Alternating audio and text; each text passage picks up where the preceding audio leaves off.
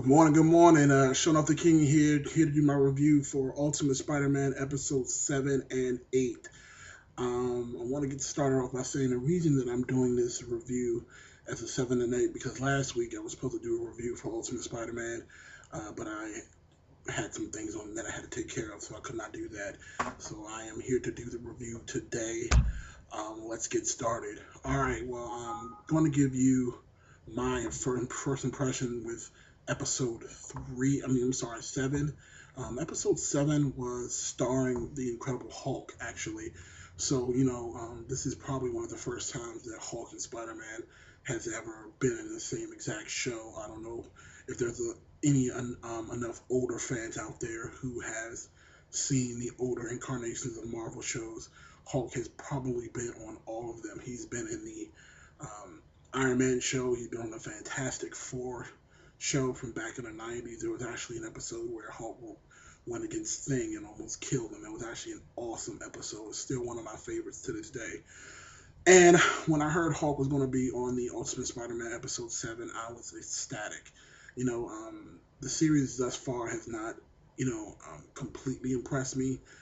When you think back to even the Avengers, and when you go back to the DC shows like Young Justice and even the Green Lantern, Spider-Man, I had high hopes for, but I have not been super impressed thus far. The season's still kind of early, so we'll see what they do. But anyway, let's get into the review.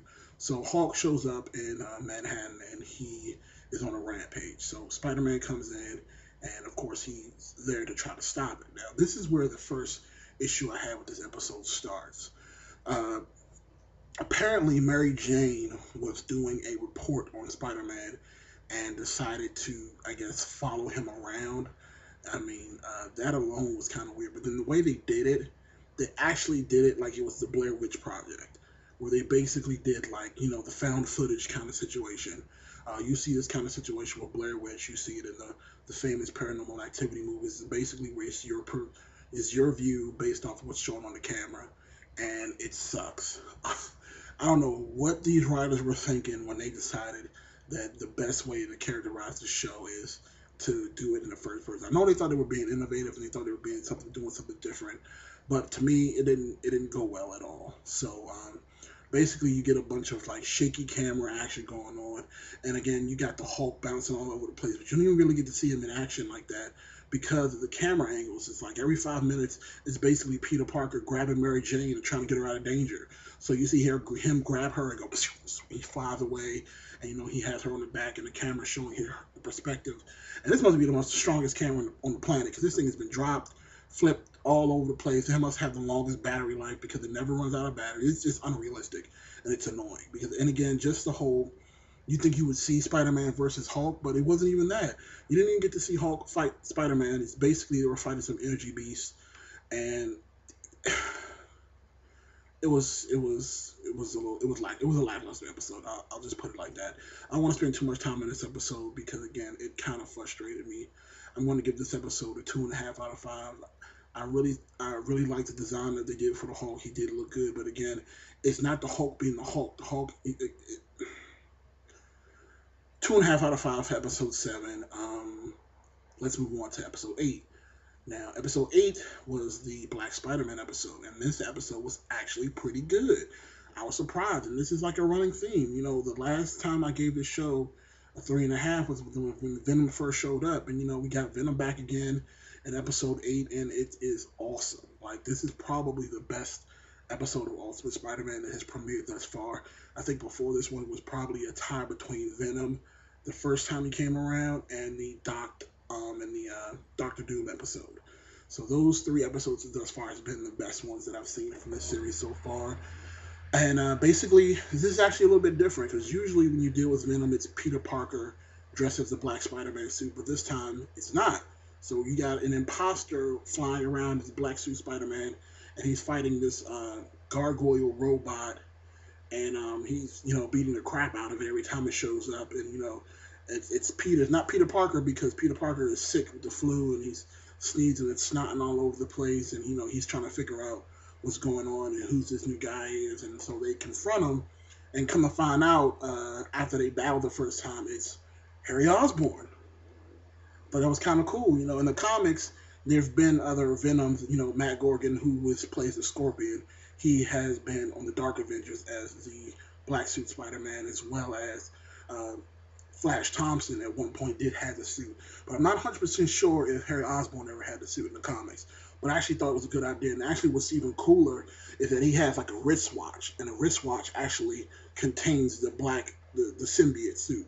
So he basically just hits a button on the watch, and it just covers them all up. And I thought that was awesome. I thought that was a great idea. I thought it was pretty cool. I mean, a watch that just contains the suit. You hit a button, and boop, covered in a suit. And I said, of course, Spider-Man is a little jealous. I used to always get a little upset about this. Let me explain something.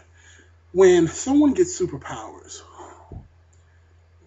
I understand that Venom is the symbiote that takes you over, but I somehow think that sometimes people can be a little judgmental.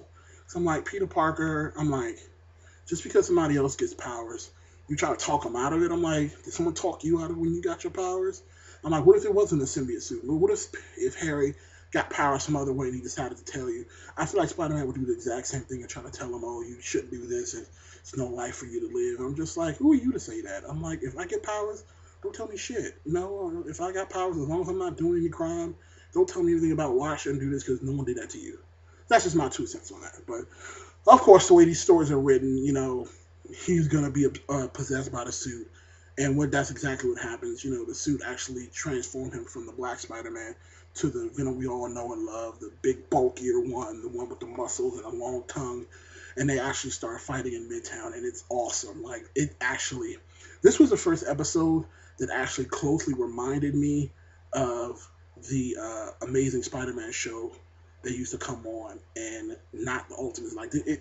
It was good. Like they're fighting, and you got the Spider-Man acrobatics fighting style. It was good. Venom is throwing the symbiote suit out. It was perfect. And again, it gave us everything we wanted to see from a Spider-Man episode.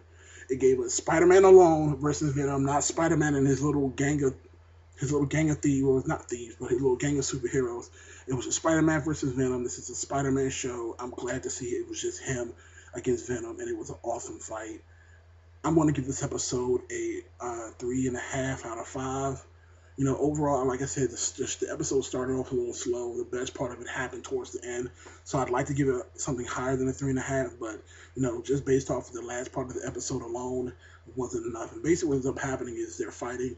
Spider-Man knocks him into some electricity, and the suit electrocutes and frees Harry, and then Harry, falls off. Peter catches him, and they smash the watch, and that's it. Now, what ends up happening at the end of the episode, there's still some symbiote in his ear. So in his ear is still some suit left in him. So I'm assuming that this is the last we've seen of Venom, which is good. What I will say for these writers is, let's stick with the Venomous episodes. It's a little bit darker tone. It's not so kitty.